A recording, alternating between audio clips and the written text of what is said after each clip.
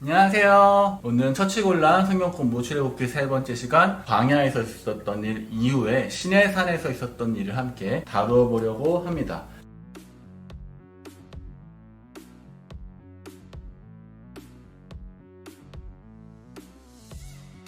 출애굽기를 세 부분으로 나누었을 때 마지막 부분은 시내산에서 있었던 일이라고 볼 수 있습니다. 그 안에서도 첫 번째 단락에서는 하나님께서 법을 주시는 모습을 보여주고 있습니다. 하나님께서 어떤 법을 주시냐면요, 십계명, 그리고 약자들을 위한 도덕법, 여러 가지 법들을 주시고요. 두 번째로는 이제 성막을 짓는 방법에 대한 이야기를 하십니다. 마지막으로는 제사장이 어떻게 세워지는지, 제사를 어떻게 드리는지 등 제사장법을 보여주는 모습을 볼 수 있습니다. 왜 하나님은 이스라엘 백성들에게 이런 법을 주셨을까? 19장 4절부터 8절까지 말씀을 보면요, 내가 애굽 사람에게 어떻게 행하였음과 내가 어떻게 독수리 날개로 너희를 업어내기로 인도하였음을 너희가 보았느니라. 세계가 다 내게 속하였나니 너희가 내 말을 잘 듣고 내 언약을 지키면 너희는 모든 민족 중에서 내 소유가 되겠고, 이거 중요해요. 너희가 내게 대하여 제사장 나라가 되며 거룩한 백성이 되리라. 너는 이 말을 이스라엘 자손에게 전하였지니라. 모세가 내려와서 백성의 장로들을 불러 여호와께서 자기에게 명령하신 그 모든 말씀을 그들 앞에 진술하니 백성이 일제히 응답하여 이르되 여호와께서 명령하신 대로 우리가 다 행하리이다. 아멘. 하나님께서 이렇게 말씀해요. 너희가 내 소유가 되겠고 너희가 내게 대하여 제사장 나라가 되며 거룩한 백성이 될 것이다 라고 이야기를 했더니 그 다음에 이스라엘 백성들이 화답하는 거죠. 우리가 그렇게 되기를 원합니다. 시내산 언약은 여기가 포인트예요.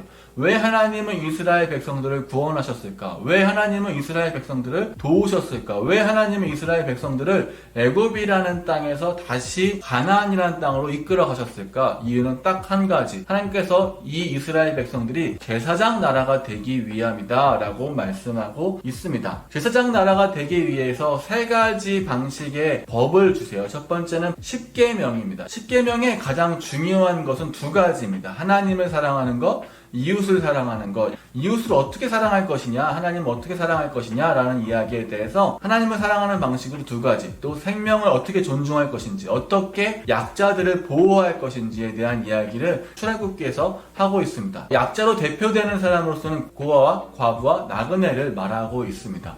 이 사람들을 그냥 이 사람들한테 피해주지 마, 이 정도의 소극적인 차원이 아니라 이웃 간에 서로 피해주지 마, 서로 너만 잘 살아 라는 소극적인 방법이 아니라 오히려 굉장히 적극적인 방식으로 이웃들을 어떻게 보호해 나갈 건지, 보호하는 시스템을 갖출 건지에 대한 이야기를 하고 있습니다. 그렇기 때문에 우리는 다른 사람들에게 거룩한 제사장 나라가 되기 위해서 그저 다른 사람에게 피해를 주지 않는 정도의 소극적인 모습이 아닌, 다른 사람을 어떻게 도울 것인지, 도울 수 있는 방법들을 마련해 갈 것인지에 대한 적극적인 방식으로의 거룩함이 필요하다. 특별히 오늘 말씀 중에 한 구절을 제가 읽어드리도록 하겠습니다. 그러나 다른 해가 있으면 갚되 생명은 생명으로, 눈은 눈으로, 이는 이로, 손은 손으로, 발은 발로, 된 것은 된 것으로, 상하게 한 것은 상함으로, 때린 것은 때림으로 갚을지니라. 오늘 말씀 보면은 잔인한 말씀이죠. 한 번 맞으면 한 번 때리라는 거예요. 우리는 이걸 보면 은과 응보, 복수 이런 걸 생각하는데 실제로 이 구절은 굉장히 자비로운 구절이었다라고 합니다.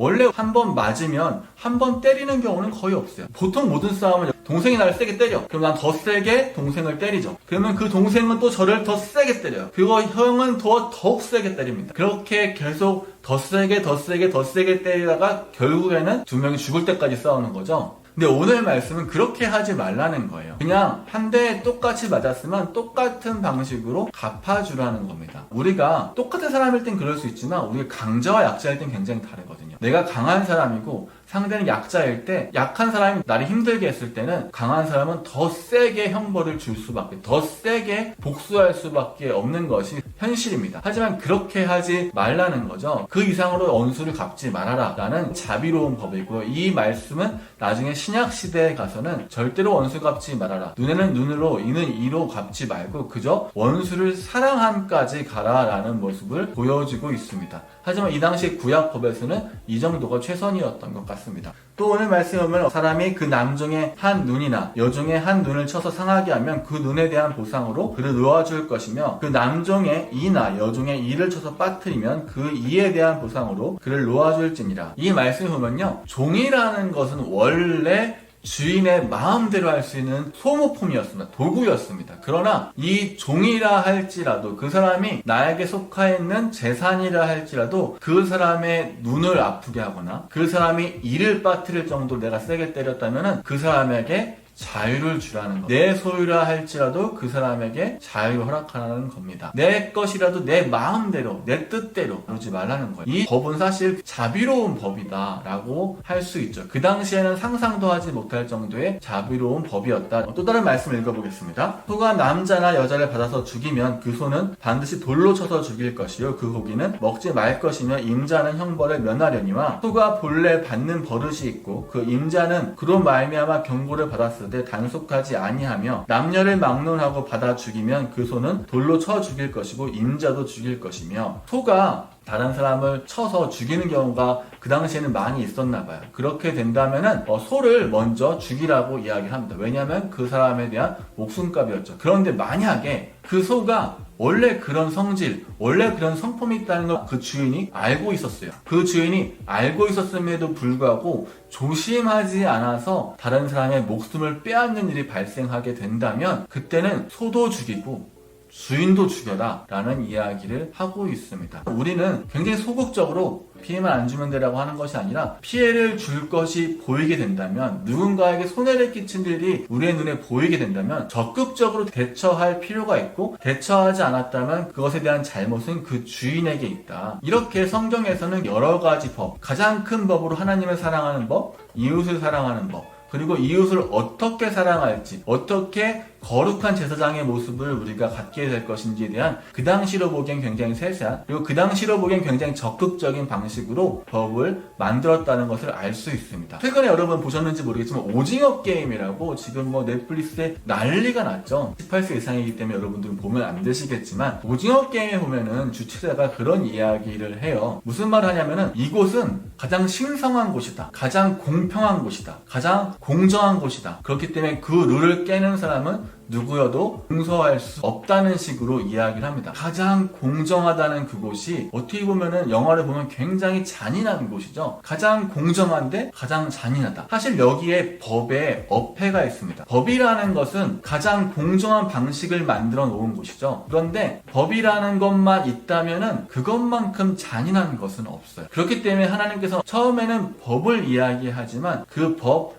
이상의 것을 이야기합니다. 그것이 뭐냐면은 바로 성막이라는 겁니다. 성막에 대한 설계도를 주시면서 하나님께서 말씀하세요. 출애굽기 25장 22절에 이렇게 말씀하십니다. 거기서 내가 너와 만나고 속죄소 윗 곧 증거계 위에 있는 그 두 그룹 사이에서 내가 이스라엘 자손을 위하여 내게 명령할 모든 일을 내게 이르리라. 하나님께서 성막 안 속죄소에서 너희들을 만나겠다라고 이야기하고 있습니다. 법이라는 것이 있지만 법보다 더 중요한 것은 하나님과 만나는 것, 하나님과의 관계라는 것을 알 수 있죠. 법만 있는 곳은 너무나 잔인한 곳이에요. 왜냐하면 법은 우리의 사랑을 표현하기에는 조금 부족함이 많거든. 그렇기 때문에 이 법은 하나님과 우리의 관계 속에서 먼저 있을 때 이 법이 우리한테 살아날 수 있는 겁니다. 하나님을 사랑하고 하나님께서 왜 이 법을 주셨는지, 이 법을 통해서 우리가 어떻게 살기를 원하는지, 관계를 통해서 그것이 알아가진다면 하나님이 나를 어떻게 사랑하시는지, 그리고 그 사랑이 어떻게 이웃들에게 전달되기를 원하시는지에 대한 이해가 먼저 뒷받침된다면 법이라는 것은 더 이상 다른 사람을 억압하는 도구가 아니라 서로 사랑할 수 있는 도구가 된다. 그래서 하나님께서는 시내산에 올라간 모세에게 처음에는 율법을 주시고요. 두 번째는 성막이라는 것을 어떻게 만들 것인지, 그리고 성막을 통해서 하나님과 내가 어떻게 교제하게 될 것인지에 대한 이야기를 하고 있습니다. 세 번째로 하나님께서는 제사장에 대한 이야기를 합니다. 제사장을 통해서 어떻게 성막을 꾸려갈 것인지, 어떻게 제사를 드릴 것인지, 어떻게 하나님과 교제하게 될 것인지, 제사장을 통해서 어떻게 일을 위임하게 될 것이고 어떻게 할 것인지, 사명을 어떻게 이루어갈 것인지에 대한 이야기를 하게 됩니다. 제사장은 누구냐면요, 백성의 죄를 대신 지고 가서 하나님께 고하는 사람이라고 말할 수 있습니다. 하나님께서 이스라엘 백성들에게 제사장 나라가 되라 라고 이야기하는 것은 이스라엘만 잘 살아라 라는 것이 아니라 이스라엘이라는 나라를 통해서 다른 모든 열방들이 하나님께 나아갈 수 있는 방법을 찾는 것, 이것을 대신 해주는 것, 이것이 이스라엘 백성의 역할이었겠죠. 또한 이스라엘 백성 안에 있었던 또 다른 그 이스라엘 백성 속에 있는 그 제사장들도 마찬가지로 이스라엘 백성들의 죄를 대신 하나님께 고해주는 사람, 이스라엘 사람들이 스스로 하나님께 나아올 수 없으니까, 그들의 거룩함으로는 그것을 이루어낼 수 없으니까 죄를 사해달라고 대신 말해줄 수 있는 사람이 이 제사장의 역할이었습니다. 이 세 가지 큰 틀의 법을 하나님께서 시내산에서 모세를 통하여서 주십니다. 그리고 마지막에 두 돌판에다가 하나님께서 적어주셨다라고 이야기를 하고 있습니다. 이렇게 다 한 다음에 갑자기 하나님께서 모세에게 말씀하십니다. 내가 이스라엘 사람들을 쓸어버리겠다. 갑자기 이스라엘 사람들을 심판하겠다.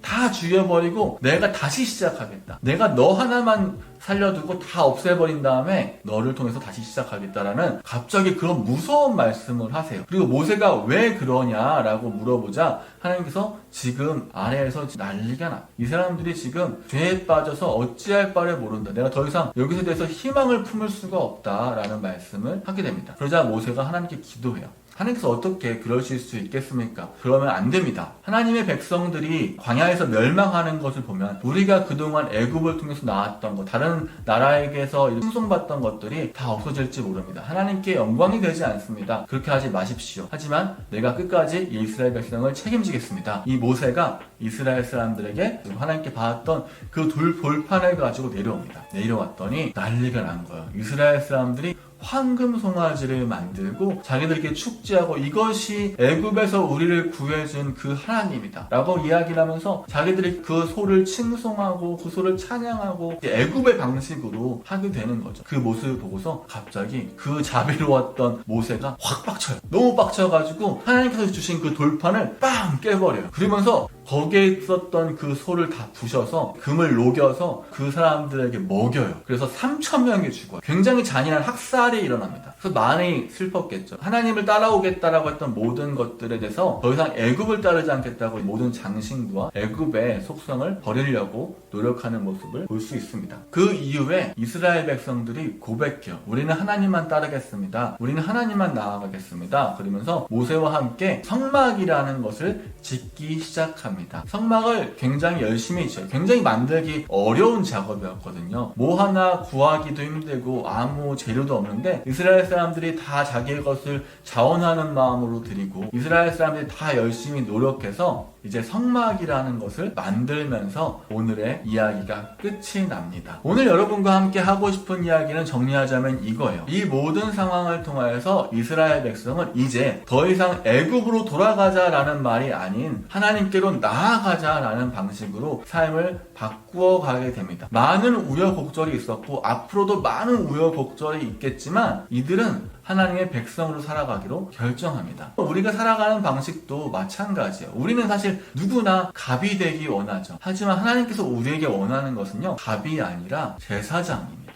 제사장은 섬김을 받는 사람이 아니라 섬기는 사람이에요. 그리고 그 섬김을 통하여서 하나님의 백성들에게, 어쩌면 하나님을 모르는 사람들에게 하나님을 보여주는 사람이라는 거죠. 이것이 하나님 나라의 법입니다. 왜냐하면 하나님께서 인간이 되셔서 우리에게 그 모습을 보여주셨기 때문입니다. 오늘 우리가 말씀을 들으면서 하나님께서 우리에게 주신 딱 한 분의 제사장 예수 그리스도를 한번 기억해 보셨으면 좋겠습니다. 그분을 통하여서 우리가 하나님께 나아가게 되었고 우리가 하나님께 나아가게 됨으로써 다른 많은 사람들도 하나님을 알게 되고 예수 그리스도를 알게 되어서 다 같이 함께 하나님의 나라를 이루어갈 수 있는 그런 우리 처치곤란 친구들이 되었으면 좋겠습니다. 다음 시간에 만나요. 안녕.